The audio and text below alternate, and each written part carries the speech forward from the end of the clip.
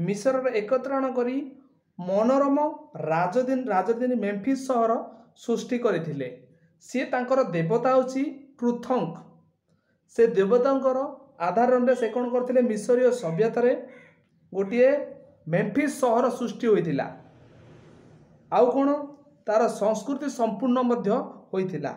तापरे अन्य केते जन नरपति मध्य सेथिरे कौन जन्म होइथिले। सेथिरे कौन जनकर नाम थिला जोसर खुपु खाप्रे। यही समयटी जो सृष्टि होइथिला प्राचीन राज्य युग समयटी जो सृष्टि होइथिला या पिरामिड युग मध्य कुआ जाउथिला। ए दिगरे कौन होइछि अग्रणी भूमिर भूमिका ग्रहण करिथिला खुपु खापे। किए ये गोटे जड़े प्रसिद्ध नरपति। पिरामिड शब्दर मिस्रीय शब्द है पीरे मेस शब्द आनित जार अर्थ होची उच्चता। तेणु पिरामिड युग रो